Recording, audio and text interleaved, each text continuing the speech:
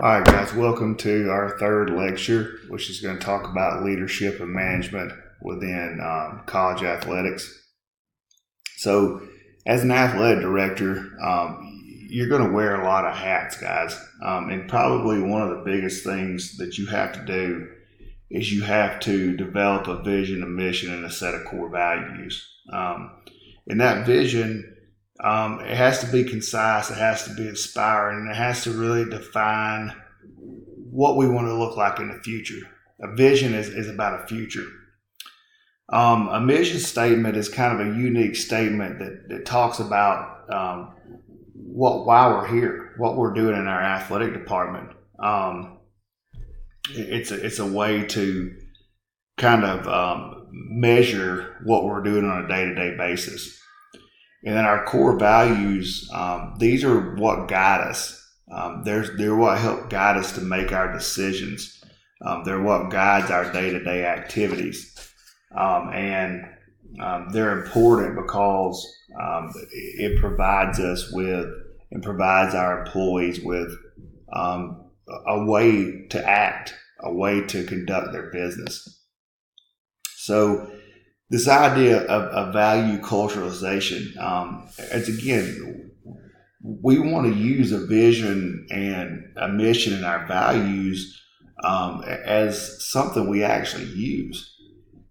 The problem is that a lot of times they're just this. They're insincere. They're something that we don't actually live by. That we just put out there. They sound nice. They look nice. They look nice on graphics, but we don't use them, and that's a problem. And it's a challenge for ADs, for athletic directors to be able to do that. And so there's a couple of things that we have to or why we really have to have these things in place. One is it allows us to measure our daily activities. They will guide us. This vision, these values, this mission, this vision will tell us how to react when we have stuff bad happen. It'll lead us on how we allocate our resources. It'll also how we recruit, how we promote people, how we communicate. So we have to put a lot of focus on this stuff, as opposed to just saying it for the heck of saying it.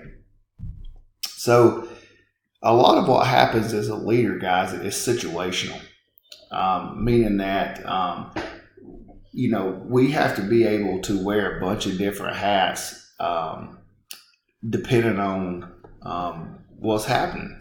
So I'm not gonna make the same decision every single time for every single situation, and every situation is unique.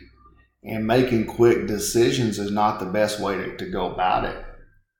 There's this idea of this rational decision making model where we look at our problem and we gather information on it, and then we analyze the situation, and then we develop a list of options. Then we evaluate which option is better, and then we select the best decision, and then we act on that decision. And then later on, we evaluate that decision.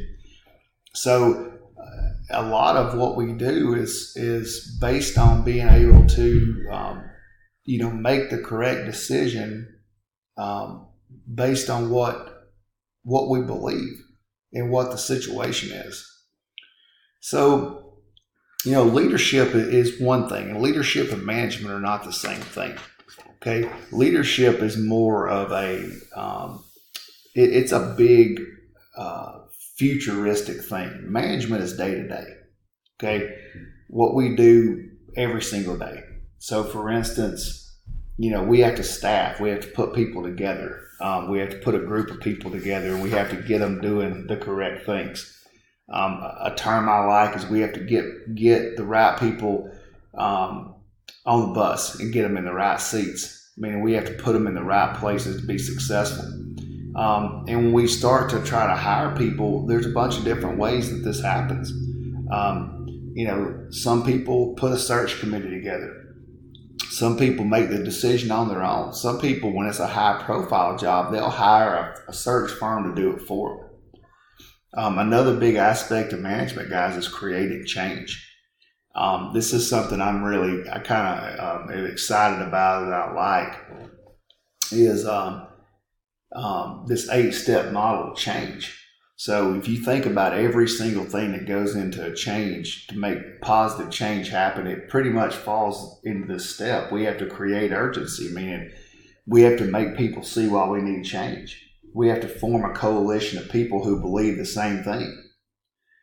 We have to create a vision for that change. Then we have to communicate our vision. Then we have to remove whatever obstacles are in our way to keep us from making that change happen. We have to have little short-term wins happen, meaning we have to have little successes. Then we have to build momentum based on that change. And then once we make the change, we have to get that anchored into our culture or our belief. So another aspect of management from an AD's perspective is organizing. We have to have a real clear structure, meaning we have to know what's important and what's not important. I really like this idea of do it, delegate it, or dump it. And what that means is we put every single task into one of those three categories. Either we have to do it, it's something we have to handle on our own, or we can delegate it. We can give it to somebody who works with us to do. Or if it's just not important enough, we'll just dump it and not do it at all. Another important thing that ADs have to do is evaluate. Usually in your job, you're going to find out that you're going to have an annual evaluation system. And that's all good and well. But the best way to evaluate it, and Coach Pop is really good at this at Reinhardt, is on a daily basis. Every interaction you have with somebody, you're evaluating. This is what I believe when it comes to students in class. I'll give you a test or a project, but I really would rather evaluate on how you do on a day-to-day basis. How I see you improving. As an AD, as an important leader, we have to be really good at communicating. And unfortunately, one of the things that we have to do in communicating is we have to have meetings.